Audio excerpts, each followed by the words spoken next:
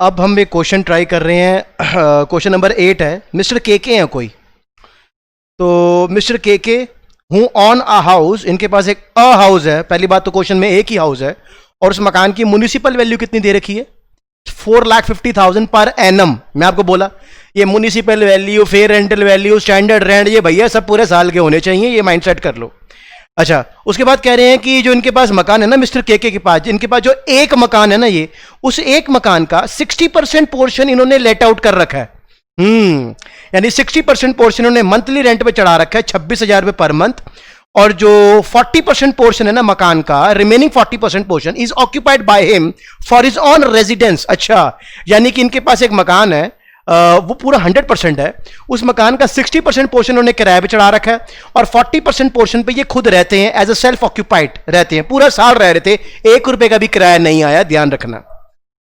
फिर कह रहे हैं construction of this house commenced on, इस मकान को उन्होंने 1 मई 2010 से बनाना शुरू किया था। उसके बाद कह रहे हैं on July 1, 2011 he raised housing loan 40 lakh 10% from state Bank of India, SBI से लोन लिया था। The house was completed on December 1, 2013, यानी 1 दिसंबर 2013 को यह मकान बनकर तैयार हो चुका था। ही इनकर the following expenses in respect of the house during the previous year, मतलब पिछले साल इन्होंने अपने मकान के ऊपर बहुत खर्चे करे थे। लाइक सबसे पहला खर्चा, पहले तो आप ये देखो, रिपेयर का खर्चा यूजलेस, ग्राउंड का खर्चा यूजलेस, फायर इंश्योरेंस ग्रूज यूजलेस। ये तीनों खर्चे यूजलेस क्यों हैं?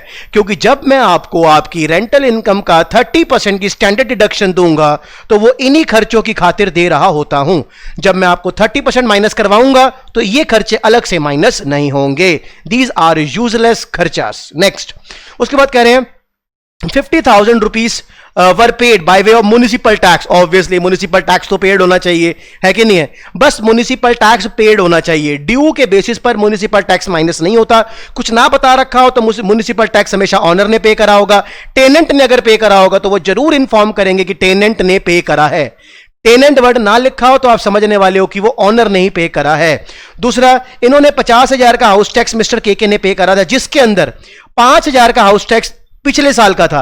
अब पिछले साल का हाउस टैक्स अगर वो इस साल पे कर रहे हैं तो क्योंकि पिछले साल पे नहीं करा था तो तब ये ड्यू होगा, तब पिछले साल ये माइनस नहीं करवा पाए होंगे क्योंकि ड्यू था। लेकिन वो 5,000 इन्होंने इस साल पे करा है तो इस साल माइनस करवा लो। तो म्युनिसिपल टैक्स जो होता है वो पेड बेसिस पर माइनस होता है। अब पिछले साल का अगर आप इस साल पे कर रहे हो तो आप इस साल माइनस करवाओ, लेकिन पिछले साल आपने पे नहीं किया था तो तब आप इसको माइनस नहीं करवा पाए होंगे। Next, compute his chargeable income from house property assuming that the entire loan amount is outstanding। सारा का सारा लोन आउटस्टैंडिंग है, कुछ भी अब तक इन्होंने पे नहीं किया। सर ये जो क्वेश्चन है, इस क्वेश्चन का असेसमेंट ईयर पता है कि पहली बात तो इस क्वेश्चन का फाइनेंशियल ईयर पता है क्या होने वाला है? जो इसमें मिस है, जो लिखा नहीं इसके अंदर, जो मिस है वो है 14-15 इस क्वेश्चन का फाइनेंशियल ईयर है, और इस क्वेश्चन का असेसमेंट ईयर जो है वो है 15-16। दरअसल मैं आपको बता रहा हूं, ये मेरी बुक का, मेरे नोट्स के पीडीएफ का थोड़ा सा एरर है। इसमें ये बात लिखी नहीं है कि compute income from house property for the assessment year 15-16, वरना आप हाउस प्रॉपर्टी के पेपर में जब भी क्वेश्चन आपके सामने आएगा, सर पेपर में आपको असेसमेंट ईयर तो 100% मिलेगा ना। और वैसे भी आपको आपके पेपर का जो असेसमेंट ईयर आएगा वो 2021 का आएगा। अब 2021 का मतलब हो गया कि 1920 की आप इनकम कैलकुलेट करोगे, तो सारे इनकम टैक्स में जो सा मर्जी चैप्टर आप करने वाले हो 1920 की इनकम कैलकुलेट करोगे। 1 अप्रैल 2019 से लेकर 31 मार्च 2020 तक जो भी इनकम कैलकुलेट होगी, दैट्स ऑल। उसके बाद टैक्स आप 20-21 में देने वाले हो, तो आपको आपके पेपर में 20-21 का असेसमेंट ईयर आएगा। हां, वैसे मैं आपके आगे बात कर रहा हूं, चाहे असेसमेंट ईयर 21-22 का हो, चाहे 23-24 का हो, चाहे 21-22 का हो, चाहे 19-20 का हो, चाहे 18-19 का हो, हमें क्या लेना देना? जैसा असेसमेंट ईयर होगा उसका पिछला क्या होगा? फाइनेंशियल ईयर, उसके पिछले वाली हम इनकम कैलकुलेट कर रहे होंगे, बस इतनी सी बात है।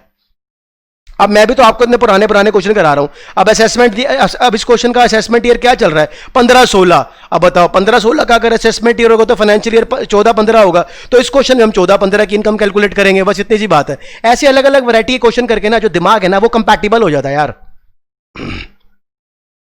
आई होप आपको ये सारी मेरी बातें जो है वो समझ आ रही हूं। और अब हम क्वेश्चन कर रहे हैं अगला, और सबसे अच्छी बात तो ये है कि फॉर्मेट जो है ना भाई साहब, मैंने पहले कॉपी पेस्ट करके रखा हुआ था कि बार बार लिखने की जरूरत नहीं पड़ेगी, लेकिन आपको तो लिखना है क्योंकि आपको प्रैक्टिस करनी है। मैंने फिर से पेस्ट कर लिया है सर। आओ जी, अब हम क्वेश्चन करें। अब ये आंसर नंबर जो हम सॉल्व कर रहे हैं वो है आंसर नंबर 8, मिस्टर के वाला। देखो पहले तो मैं आपको एक बात ये भी क्लियर कर दूं कि जो मिस्टर के हैं इनके पास पूरी प्रॉपर्टी जो है, पूरी 100% इनकी प्रॉपर्टी जो थी, उस प्रॉपर्टी के 60% पोर्शन पे, जो प्रॉपर्टी का 60% पोर्शन है वो तो लेट आउट है। मतलब प्रॉपर्टी का 60% पोर्शन मिस्टर के ने किराए पे चढ़ा दिया था। और क्या किराया ले रहे थे ये? 60% पोर्शन जो इन्होंने रेंट पे चढ़ाया था,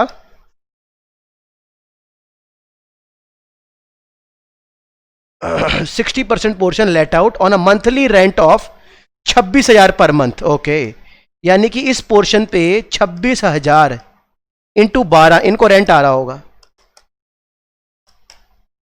पूरे साल का हो गया 3,12,000। लेकिन जो ये वाला पोर्शन था बचा हुआ 40%, ये क्या था सर? Self occupied. और फुल ईयर सेल्फ ऑक्यूपाइड था, फुल ईयर, पूरे साल एक भी रेंट नहीं आया। याद करो मैंने आपको क्या सिखाया था। सेल्फ ऑक्यूपाइड प्रॉपर्टी का जो फॉर्मेट होता है बहुत छोटा बनता है, जो नेट एनुअल वैल्यू से शुरू होता है, और वो भी क्या होती है? निल। आई होप ये बात क्लियर हो गई हो। एनीवे, लेकिन म्युनिसिपल वैल्यू सारे मकान की कितनी दे रखी थी?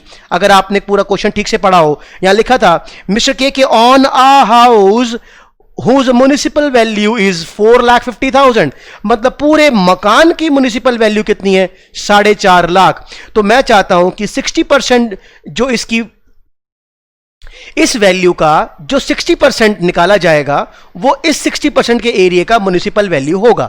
और इसी म्युनिसिपल वैल्यू का अगर 40% निकाला जाएगा तो वो सर उस एरिया का, उस एरिया की म्युनिसिपल वैल्यू होगी जिस एरिया में वो सेल्फ ऑक्यूपाइड था। तो 4.5 लाख का पहले 60% निकालोगे आप, तो यहां पर आएगा 2,70,000। और इसमें से अगर माइनस कर दूं 4.5 लाख में से बचा 1,80,000। सर वो जो 1,80,000 है ना, वो जो म्युनिसिपल वैल्यू है ना सर, वो इस 40% एरिया की है। और सर ये जो 2,70,000 की म्युनिसिपल वैल्यू आपने निकाली है, ये इस 60% एरिया की है जो किराए पे चढ़ाया हुआ है। जो प्रॉपर्टी मैंने किराए पे चढ़ाई है ना सर, उसका तो बहुत बड़ा फॉर्मेट बनेगा। और सर जो प्रॉपर्टी आपने सेल्फ ऑक्यूपाइड रखी हुई है उसका छोटा सा फॉर्मेट बनेगा। तो जो ये वाला एरिया है 40% वाला, ये वाला, इसका तो छोटा सा फॉर्मेट बनेगा बिकॉज सेल्फ ऑक्यूपाइड वाला एरिया है। और सेल्फ ऑक्यूपाइड वाले एरिया का जो फॉर्मेट होता है बहुत छोटा बनता है, जो नेट एनुअल वैल्यू से शुरू होता है। लेकिन सर इस एरिया की बात करो, जो 60% जो एरिया आपने लेट आउट करा था, जिसका पूरे साल का रेंट आपको 26,000 इंटू 12, 3,12,000 रुपए रेंट आ रहा है, इस रेंट के ऊपर तो टैक्स लगेगा। और सर म्युनिसिपल वैल्यू 60% एरिया की म्युनिसिपल वैल्यू कितनी है? बस 2,70,000 रुपए। तो वो आपको यहां लिखनी है। ये क्वेश्चन बस इसीलिए करवाया था आपको, ये बताने के लिए कि आपका माइंड हेजिटेशन इस चीज को लेके भी खुले कि अगर प्रॉपर्टी 60% एरिया की है तो म्युनिसिपल वैल्यू सिर्फ 60% एरिया कर लेंगे, तो फेयर रेंटल वैल्यू भी 60% एरिया कर लेंगे, स्टैंडर्ड रेंट भी सिर्फ 60% एरिया कर लेंगे। मतलब जो कुछ भी होगा सिर्फ 60% के एरिया का ही आएगा बस।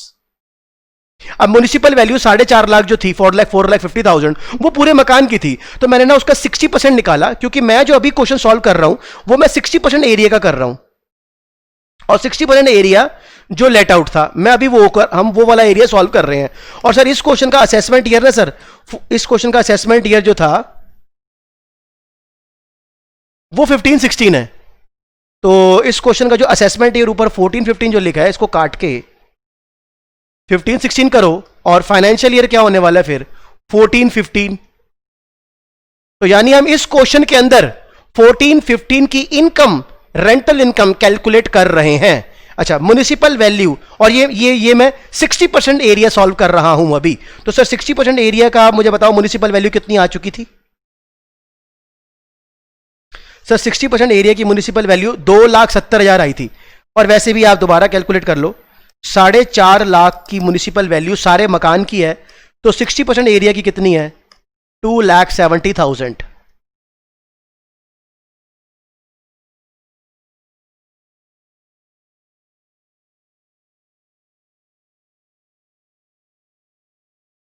And sir what about fair rental value? Sir मैं आपके आगे सारा क्वेश्चन पढ़ लेता हूं। यहां पर ना फेयर रेंटल वैल्यू, आप इस पूरे क्वेश्चन में फेयर रेंटल वैल्यू को ढूंढो। सर इस पूरे क्वेश्चन में आपको फेयर रेंटल वैल्यू जो है ना वो इन्फॉर्म नहीं करा हुआ। मैंने आपको क्या सिखाया हुआ है? सर अगर हमें पेपर में फेयर रेंटल वैल्यू नहीं दे रखी होती तो सर हमारा जो एक्चुअल रेंट आ रहा था ना 26,000 रुपए का, इंटू 12 करके 3,12,000 जो ये आ रहा है, वही सेम टू सेम 3,12,000 हमारी क्या हो जाएगी, फेयर रेंटल वैल्यू। सर याद कर लो, अगर आपको पेपर में फेयर रेंटल वैल्यू ना दे रखी हो तो जो हमारा एक्चुअल रेंट होता है ना मंथली वाला, उसको इंटू 12 करके फेयर रेंटल वैल्यू में डाल देते हैं। अब बताओ इन दोनों में ज्यादा कौन दिख रहा है? म्युनिसिपल वैल्यू 2,70,000 रुपए और फेयर रेंटल वैल्यू 3,12,000 है। इन दोनों में ज्यादा कौन है sir? 3,12,000। But limited to standard rent, इस क्वेश्चन में स्टैंडर्ड रेंट नहीं दे रखा था, तो बाहर कितना आ गया? 3,12,000। अच्छा, इस क्वेश्चन में अनरिलाइज रेंट था ही नहीं। वैकेंसी, सर ये कोई वेकेंट वाला मकान है? सारा क्वेश्चन मैंने आपके आगे रीड करा है, वैकेंसी वर्ड स्पेलिंग लिखी ही नहीं थी कहीं। सर मैं आपको बता रहा हूं, मैं आपको वेकेंट वाले बैकवर्ड एरिया के मकान होते हैं, वो तो मैं आपको करवा ही नहीं रहा अभी। बाहर भी 3,12,000 आ गया।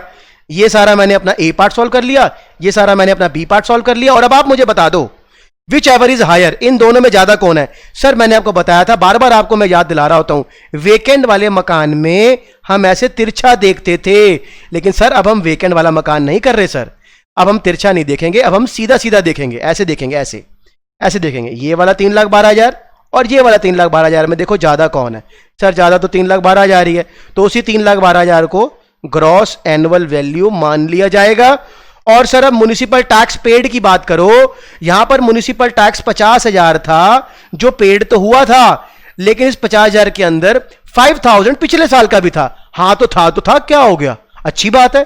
हाँ, पिछले साल ये वाला 5,000 आपने पे तो किया नहीं होगा, तो पिछले साल ये माइनस भी नहीं हुआ होगा, क्योंकि म्युनिसिपल टैक्स ड्यू बेसिस पर माइनस नहीं होता, म्युनिसिपल टैक्स तो पेड बेसिस पर माइनस होता है। तो ये वाला 5,000 आपने पिछले साल पे नहीं किया था, लेकिन इस साल तो पे कर दिया, तो इस साल माइनस करा लो। तो जो ये वाला 50,000 है, इसके अंदर 45,000 इस साल का होगा और 5,000 पिछले साल का होगा। टोटल मिला के कितना हो जाएगा? 50,000।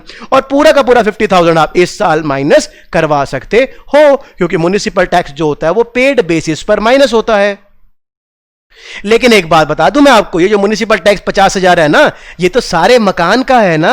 आप तो सर सिर्फ 60% वाला एरिया सॉल्व कर रहे हो, तो जो म्युनिसिपल टैक्स आपको जो उन्होंने इन्फॉर्म करा हुआ है वो सारे मकान का है। आपको 60% एरिया का म्युनिसिपल टैक्स चाहिए, बस आपको म्युनिसिपल टैक्स चाहिए सिर्फ 60% के एरिया का। तो हमें सर ये म्युनिसिपल टैक्स दे रखा है 50,000, इसका अगर मैं 60% निकालूं तो 60% एरिया का म्युनिसिपल टैक्स कितना होगा? सिर्फ 30,000। बस ये जो रेंट है, ये रेंट है 60% एरिया का, तो यहां खर्चा भी दिखाओगे आप 60% एरिया का। ब्याज अगर आपने लोन लिया है, लोन तो आपने सारे मकान का लिया था, जो ब्याज आएगा वो भी सारे मकान का होगा, लेकिन उस ब्याज का भी पहले मैं 60% निकाल के यहां लिखूंगा। क्यों? क्योंकि ये सारा एरिया हम 60% एरिया का सॉल्व कर रहे हैं, तो यहां खर्चे भी सारे 60% एरिया के ही आएंगे। जिस प्रॉपर्टी के एरिया को आप सॉल्व कर रहे हो, जितनी परसेंट के एरिया को सॉल्व कर रहे हो, उतने ही परसेंट के एरिया के खर्चे आप यहां दिखा सकते हो। यह भी आप माइंड अपना सेट कर लो, यह क्वेश्चन इसीलिए करवाया जा रहा है आपको। आई होप आपको मेरी ये बातें क्लियर हो रही हो सारी। 3,12,000 में से 30,000 का हाउस टैक्स पे कर दिया, कितना बच गया? 2,82,000। और सर मकान की रेंटल इनकम का 30% तो वैसे ही माफ होता है। लो जी, कर लो माफ। 2,82,000 में से माइनस करो 84,600। ओ सॉरी, अभी क्या माइनस कर रहा हूं, अभी ब्याज तो सॉल्व करो सर। मेन चीज तो ब्याज ही होती है ना सर, ब्याज। ये आ गया ना, interest on money borrowed. Sir इसके लिए तो आपको वर्किंग नोट पे आना पड़ेगा सर। सबसे पहले calculation of interest on money borrowed, calculation of interest on money borrowed. इसमें ए पार्ट और बी पार्ट। एक आपको मिलेगा इसमें अपना करंट ईयर, एक मिलेगा आपको pre construction period. Sir pre construction period कौन सा पीरियड होता है? सर प्री कंस्ट्रक्शन पीरियड वो वाला पीरियड होता है जिसमें हम लोन ले चुके हैं, ब्याज हमारे ऊपर लग रहा होगा, मकान की कंस्ट्रक्शन चल रही होगी, रेंट आ नहीं रहा होगा। एक तो ये प्री कंस्ट्रक्शन पीरियड की डेफिनेशन होती है, और sir pre construction period 5 year से ज्यादा नहीं होना चाहिए। Fraction free pre construction period के इग्नोर हो जाते हैं। अगर आप बोलोगे 4.5 साल मकान को बनाने में लग गए, तो 4.5 का 0.5 हटा के सिर्फ 4 year, only completed year are considered in pre construction period. और सर प्री कंस्ट्रक्शन पीरियड का जो ब्याज होता है वो पोस्ट पीरियड में माइनस होता है, और पोस्ट पीरियड वो वाला पीरियड होता है जब मकान का रेंट आना शुरू हो जाता है। तो मकान के रेंट में से हम अपने प्री कंस्ट्रक्शन पीरियड के ब्याज माइनस करवा सकते हैं, लेकिन इकट्ठे माइनस नहीं करा सकते सर, उसकी 5 किस्तें बनती हैं। तो प्री कंस्ट्रक्शन पीरियड को 1/5 से डिवाइड करना, 1/5 से मल्टीप्लाई करना बहुत ही ज्यादा जरूरी है। और अब लगाएंगे हम 2 डब्बे फटाफट। Date of repayment of loan और date of construction ended, which ever is earlier. अगर कंस्ट्रक्शन की डेट पहले आ गई तो वो वाला साल छोड़ देंगे। और करंट ईयर क्या चल रहा है इस क्वेश्चन का? सर असेसमेंट ईयर क्या था इस क्वेश्चन का? 15-16। तो हम इनकम कौन सी कैलकुलेट कर रहे हैं? 14-15 की। तो हमारा करंट ईयर इस क्वेश्चन में क्या चल रहा है? 14-15। ये सारा काम ऐसे ही पेपर में करके दिखाना है आपको। अब सर लोन तो लिया था मिस्टर के ने 40 लाख का स्टेट बैंक ऑफ इंडिया से 10% पर, लेकिन सर लोन की स्टार्टिंग डेट क्या थी? डेट ऑफ बोरोइंग क्या थी सर? सर डेट ऑफ बोरोइंग अगर हम देखें, on July 1, 2011 he raise housing loan 40 lakh rupees 10% SBI State Bank of India से लिया ऑन 1 जुलाई 2011 को। तो सर जुलाई आपका 7वां महीना होता है। 1/7/2011 को लोन लिया है, 31 मार्च 2012 साल खत्म हो गया।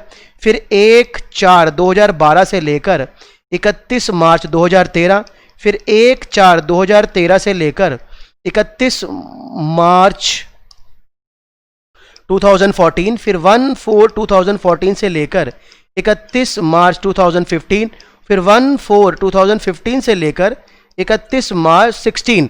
अब देखो मैंने 15-16 तक डेटें डाल दी हैं, बिकॉज मेरे इस क्वेश्चन का असेसमेंट ईयर क्या है? 15-16। तो date of boring, date of जहां से आप लोन लेते हो वहां से लेकर आपको असेसमेंट ईयर तक डेट्स डालनी है, फिर इनका नाम लिखना है। सबसे आखिरी वाला साल का नाम था असेसमेंट ईयर, उसका पिछला वाला साल क्या है? आपका प्रीवियस ईयर पीवाई, या उसको आप फाइनेंशियल ईयर भी बोलते हो, इसको आप करंट ईयर भी बोल रहे हो अपना। और 14-15 की हम इनकम कैलकुलेट कर रहे हैं, तो 14-15 के हम क्या दिखाएंगे? खर्चे। ऐसे पेपर में आप हाईलाइट भी करोगे। उसके पिछले साल को क्या बोलोगे? Prior to financial year, financial year current year से भी एक पिछला, बस इतना काफी है। सर लोन कितने का लिया है? सर हमने लोन लिया था 40 लाख रुपीस का लोन लिया है, एट द रेट 10% पे लिया है। कहां से लिया था? फ्रॉम एसबीआई, इंडियन बैंक से, इंडिया से लोन लिया है। और लोन को पे करने की डेट क्या है? सर लोन तो आपने पे ही नहीं किया, एंटायर लोन आउटस्टैंडिंग है। और सर मकान की जो कंस्ट्रक्शन है वो कब खत्म हो रही है? Construction ended. सर मकान की कंस्ट्रक्शन खत्म हो रही थी, कंप्लीटेड ऑन 1 दिसंबर 2013। The house was completed on 1 दिसंबर 2013, यानी 1 दिसंबर, यानी 1 दिसंबर 2013 को मकान की कंस्ट्रक्शन खत्म हुई है। सर देखो एक ना मैं आपको पॉइंट और बताऊं, हमने ना अभी ये लोन एसबीआई से लिया, यानी इंडिया से लोन लिया है। क्या ऐसा नहीं हो सकता कि मैं इंडिया में रहता हूं और मैंने अमेरिकन बैंक से लोन लिया और लोन लेके मैं इंडिया में मकान बना रहा हूं और ब्याज में अमेरिकन बैंक को पे करता हूं, और वो भी इंडिया से बाहर? सर हो सकता है, दुनिया में कैसी वैरायटी के लोग रहते हैं, क्या पता ऐसा भी किसी ने कर लिया हो। सर अगर आप इंडिया को छोड़ के किसी बाहर के बैंक से लोन लेते हो और इंडिया में मकान बनाते हो, और वो ब्याज आप इंडियन बैंक की बजाय अमेरिका या किसी फॉरेन बैंक से लोन ले रहे हो, और आपने फॉरेन बैंक को वो ब्याज अगर भेजा है, तो वो जो ब्याज है ना सर, वो ब्याज आप ना यहां पर माइनस नहीं करवा सकते सर। सर ये जो ब्याज आप यहां पर माइनस करवाते हो ना सर, ये वो वाला ब्याज होना चाहिए, ये उस बैंक का। पहली बात तो जो आप लोन ले रहे हो वो किसी इंडियन बैंक से लोन लो, वो लोन इंडिया का होना चाहिए, इंडिया की किसी रेजिडेंशियल बैंक का होना चाहिए। वो लोन अगर आप लेते हो तो उसका ब्याज आप यहां से माइनस करवा सकते हो, कोई दिक्कत वाली बात नहीं है। लेकिन अगर आप बोलोगे किसी फॉरेन बैंक से या नॉन रेजिडेंट बैंक से, किसी फॉरेन बैंक से आपने लोन लिया, उसका ब्याज आप यहां माइनस करवाना चाहते हो, तो आप हरगिज भी माइनस नहीं करवा पाओगे। ये पॉइंट भी आपको सिखा दिया। एनीवे, फिलहाल आपने लोन लिया 40 लाख का, आज तक तो पे किया है नहीं आपने। लोन की स्टार्टिंग डेट थी 1 जुलाई, तो जुलाई से आप, ये भी जुलाई देखो 1 जुलाई है, जुलाई का महीना पूरा काउंट होगा, जुलाई से लेकर मार्च तक, जुलाई अगस्त सितंबर अक्टूबर नवंबर दिसंबर जनवरी फरवरी मार्च, 9 महीने, मतलब पहले साल के हो गए 9 महीने, फिर आपका हो गया अगले साल फुल ईयर, फिर यहां पे भी हो गया फुल ईयर, क्योंकि आपने लोन ही नहीं पे किया आज तक, तो ब्याज फिर अगले सालों से पूरे पूरे सालों का ही लगता रहेगा। 40 लाख का 10% कितना आएगा? 4 लाख। तो जी 4 लाख रुपए पूरे साल का ब्याज, 4 लाख रुपए पूरे साल का ब्याज, 4 लाख रुपए पूरे साल का ब्याज, 4 लाख रुपए पूरे साल का ब्याज। लेकिन सबसे पहले वाले साल में 9 महीने थे, तो 4 लाख रुपए इंटू 9 डिवाइडेड बाय 12 करो, यहां पर बना 3 लाख रुपए का ब्याज। अच्छा सर, मकान की कंस्ट्रक्शन कब खत्म हो रही थी? सर 1 दिसंबर 2013। Sir where is 2013?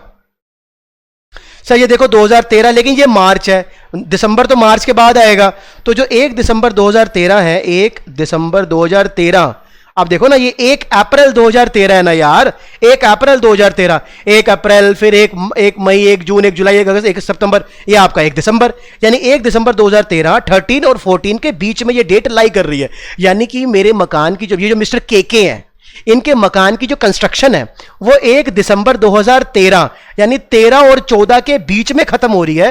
तो जिस साल कंस्ट्रक्शन खत्म होती है वो वाला साल हम क्या करते हैं सर? छोड़ देते हैं, इग्नोर फ्रैक्शंस। ये साल तो छोड़ दिया, यानी इस साल का जो ये ब्याज था ये भी कैंसल। लेकिन सर इसके पीछे के जो ये 2 साल हैं ये वाले, ये क्या है सर? ये हमारा प्री कंस्ट्रक्शन पीरियड है, ये वही वाला पीरियड है जिसमें हम लोन ले चुके थे, ब्याज दे रहे हैं, रेंट नहीं आ रहा। तो प्री कंस्ट्रक्शन पीरियड के ब्याज कितने मिला के, ये 3 लाख और 4 लाख मिला के हो गए 7 लाख। ये 7 लाख का जो टोटल ब्याज है, प्री के ब्याज हम कब माइनस करवाते हैं? पोस्ट पीरियड में, जब मकान का रेंट आना शुरू हो जाता है। सर 13-14 में आपके मकान की कंस्ट्रक्शन खत्म हुई, 14-15 में मकान का रेंट आना शुरू हो गया, तो 14-15 के अंदर ये जो 7 लाख रुपए था, ये जो इन दोनों सालों के ब्याज को अगर प्लस कर दें, 3 लाख प्लस 4 लाख मिला के 7 लाख, वो 7 लाख क्या आप इस साल के अंदर सारा इकट्ठा लेस करा लोगे? नहीं sir, sir pre construction period के ब्याज पहले 5 से डिवाइड होते हैं, फिर लेस किए जाते हैं। तो 7 लाख डिवाइडेड बाय 5 करो, उसकी एक किस्त कितनी बन रही है? 1,40,000 यहां लेस कराओगे, फिर एक बार आगे लेस कराओगे, फिर एक बार आगे ऐसे और लेस कराओगे, फिर एक बार आगे ऐसे और ऐसे। सर आने वाले 5 साल तक हम ऐसे 7 लाख को रुक रुक के थोड़ा थोड़ा थोड़ा लेस कराते रहेंगे। एनीवे, ये प्री कंस्ट्रक्शन पीरियड का भी हमने सारा कर लिया। लेकिन सर अब आप मुझे ये बताओ पहले तो, करंट ईयर हम अपने मकान की जो इनकम है वो 14-15 की कैलकुलेट कर रहे हैं, तो 14-15 का ब्याज कितना है? क्योंकि आप देखो ना 14-15 ये जो मैंने उंगली लगाई है ये हमारा करंट ईयर है। करंट ईयर का एक तो ये 4 लाख रुपए का ब्याज दिख रहा है ना आपको, क्योंकि आपने लोन तो पे नहीं किया, ब्याज तो हर साल आपके ऊपर लगेगा। 40 लाख का 10% 4 लाख रुपए ब्याज तो हर साल लगेगा। तो 14-15 का जो ब्याज है, मतलब 14-15 में जैसे ही रेंट आना शुरू हो गया, मकान बन के तैयार हो गया था, 14-15 में रेंट आना शुरू हो गया था, तो 14-15 के रेंट में से ही मैं ये 4 लाख पे करूंगा पहले। तो करंट ईयर का ब्याज तो यही हो गया 4 लाख। और 14-15 में जब मेरा मकान बन के तैयार हो गया था, तो जो मेरे प्री कंस्ट्रक्शन पीरियड के ब्याज थे 7 लाख, उसका एक ब्याज 1,40,000 रुपए, ये जो लाई कर रहा है यहां पे, ये 1,40,000 प्री कंस्ट्रक्शन पीरियड का एक ब्याज है जो मैं 14-15 में लेस कराना चाहता हूं। टोटल ये मिला के कितने हो गए? 5,40,000। अब आप मुझे एक बात बताओ, ये जो 5,40,000 जो ब्याज है, ये तो सारे मकान का है। इसका 60% ब्याज जो होगा वो इस 60% के लेट आउट वाले एरिया से बिलोंग करता होगा। आपको याद होगा मकान तो पूरा 100% है, और पूरे मकान का ब्याज कितना आया था सर? 5,40,000 ब्याज आया था पूरे मकान का। इस 5,40,000 के अंदर करंट ईयर का ब्याज भी है, प्री कंस्ट्रक्शन पीरियड का ब्याज भी है, टोटल 5,40,000 का ब्याज है सारे मकान का, 100% मकान का। तो 60% एरिया के मकान का ब्याज क्या होगा? तो इस 5,40,000 का पहले तो आप 60% निकालो, 3,24,000 ये हो गया इस एरिया का। और उसी 5,40,000 का अगर मैं 40% निकालूं, 2,16,000 ये हो गया उस एरिया का। अब आपके सामने मैंने सारी बात रखी है, सारी आपके सामने बात है। और हम अभी कौन सा एरिया सॉल्व कर रहे हैं? जो 60% वाला एरिया है। तो 60% वाले एरिया का ब्याज कितना है? 3,24,000। वो आप यहां पर माइनस करा सकते हो, यहां पर आप ऐसे माइनस करा सकते हो। 2,82,000 माइनस 84,600 माइनस 3,24,000। अरे सर ये तो प्रॉपर्टी के हेड में हमें लॉस हो गया। अच्छी बात है सर, प्रॉपर्टी के हेड में आंसर अगर आपका नेगेटिव आ रहा हो, बहुत अच्छी बात है। ये तो हम ना, ये जितने भी लॉसेस होते हैं ये हमारे बेनिफिट होते हैं। इन्हीं लॉसेस से हम अपना टैक्स कम करा सकते हैं, टैक्स में सेविंग ले सकते हैं। अच्छा, अब सर ये इतना बड़ा फॉर्मेट बनाने की क्या ज़रूरत है? क्योंकि आपको मैंने बताया था जो प्रॉपर्टी सेल्फ ऑक्यूपाइड होती है उसका फॉर्मेट बहुत बड़ा नहीं बनाते, वो डायरेक्ट कहाँ से शुरू होता है? नेट एनुअल वैल्यू से शुरू होता है सर, डायरेक्ट। तो जो प्रॉपर्टी सर सेल्फ ऑक्यूपाइड होती है उसका फॉर्मेट कहाँ से शुरू होता है? डायरेक्ट नेट एनुअल वैल्यू से वो शुरू होता है। और वो नेट एनुअल वैल्यू भी क्या होती है? निल।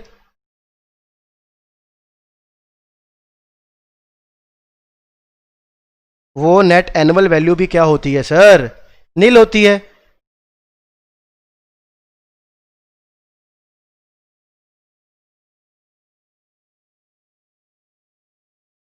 लो जी, वो भी नेट एनुअल वैल्यू क्या होगी? निल।